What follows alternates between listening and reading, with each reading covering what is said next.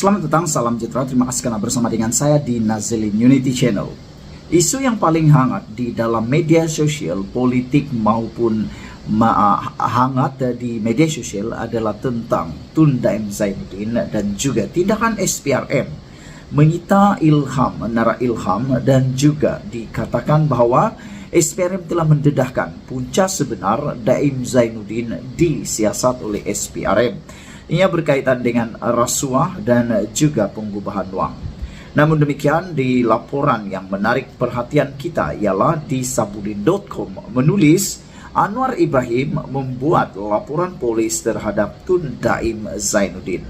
Bagi Anda yang tak pernah tahu tentang cerita tahun 1999 ini ceritanya apabila laporan polis oleh Datuk Seri Anwar Ibrahim terhadap rasuah Tun Daim Zainuddin pada 30 Julai 1999. Rupa-rupanya Datuk Seri Anwar Ibrahim, Perdana Menteri Malaysia, pernah membuat laporan polis terhadap rasuah Tun Daim Zainuddin pada 30 Julai 1999. Mungkin ramai yang tak pernah tahu tentang hal ini. Kalau Anda baru tahu, sila share video ini supaya semua orang tahu bahawa Anwar Ibrahim sebenarnya telah pun membuat laporan polis kali pertama pada 1999 berkait dengan rasuah. Laporan polis Tun HS Lee 20455/99 pada 14 April 1999, tak kala memberikan kenyataan di mahkamah, saya telah merujuk kepada. Menurut laporan ini, tak kala memberikan kenyataan di mahkamah, saya telah merujuk kepada beberapa perlakuan rasuah besar oleh pemimpin-pemimpin negara. Saya juga telah merujuk kepada surat-surat dari 3 tokoh korporat ditujukan kepada Tun Daim Zainuddin.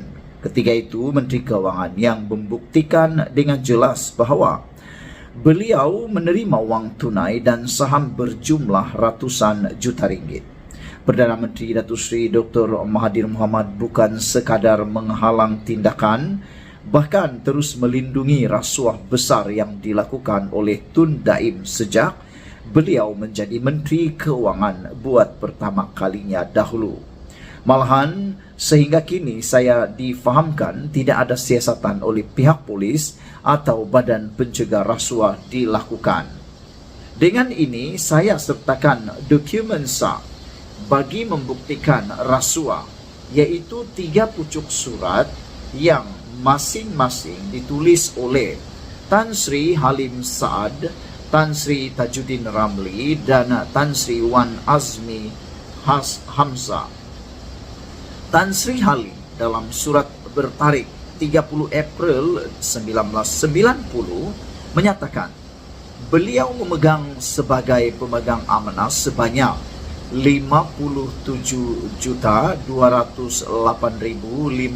saham Faber Merlin Berhad saham 1.00 dan 130 juta saham Renom Berhad 50 sen bagi pihak Tun Daim.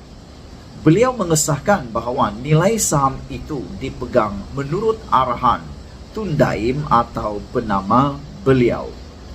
Tan Sri Tajuddin pula dalam surat kepada Tun Daim bertarikh 24 Mei 1990 mengesahkan bahawa beliau memegang secara amanah bagi pihak Tun Daim wang sejumlah 70 juta ringgit.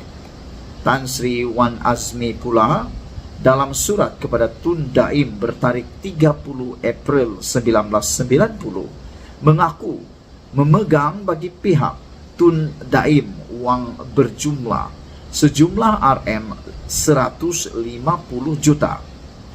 Ini tentunya sebahagian kecil dari perolehan Tun Daim yang juga bertindak bagi pihak Datuk Seri Dr. Mahathir Mohamad.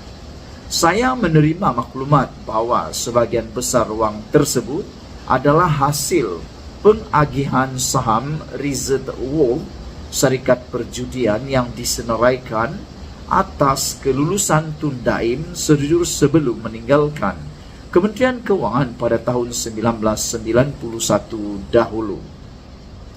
Dengan kaedah sedemikian, beliau telah menggunakan kedudukannya dalam kerajaan bagi mengambil manfaat bagi dirinya.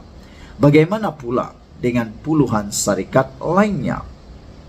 Saya yakin bahawa dengan cara sedemikian, Tun Daim dengan restu Datuk Seri Dr.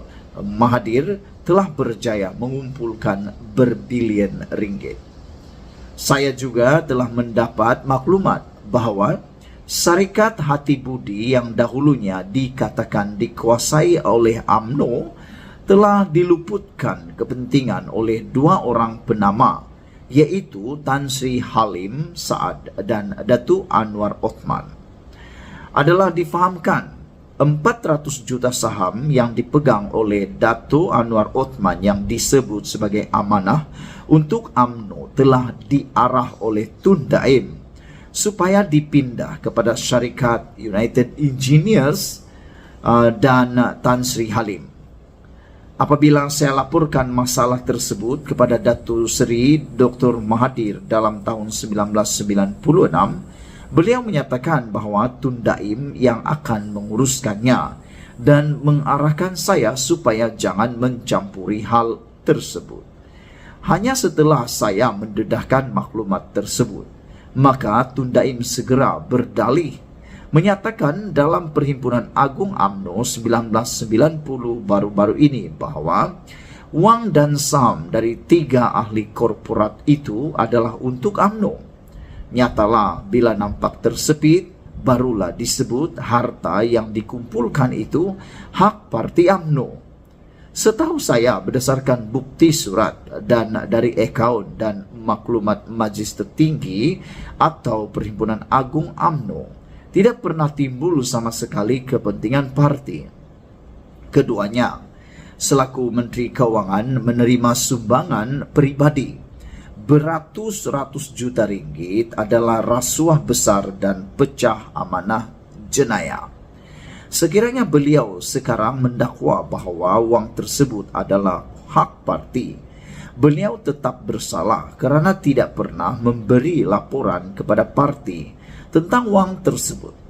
Hanya apabila saya mendedahkan mengenainya, baru beliau menyebutnya dalam Perhimpunan Agung yang lalu. Saudara-saudara sekalian, pertanyaan dan teguran tentang masalah tersebut semasa saya berada dalam parti dan kerajaan telah menimbulkan kemarahan Perdana Menteri dan ketakutan di kalangan kuncu-kuncunya terutama Tun Daim. Hanya orang-orang rasuah punyai kepentingan bersama yang akan terus melindungi perlakuan rasuah berjumlah berbilion ringgit. Dari maklumat yang diberikan ini sahaja terbukti rasuah berbilion ringgit dan pecah amanah jenayah. Saya juga sedar tanggungjawab besar polis dan BPR untuk menyiasat dan bertindak. Rasuah telah menjadi barah dan berpunca di kepala dan merebak ke bawah. Ia memerlukan ketegasan dan keberanian untuk bertindak sebelum negara dimusnahkan oleh mereka. Disertakan bersama ini Exhibit A, Surat Tan Sri Halim Saad, Exhibit B, Surat Tan Sri Tajuddin Ramli, Exhibit C, Surat Tan Sri Azmi Wan Hamzah oleh Anwar Ibrahim jam 12.28 tengah hari pada 30 Julai 1999.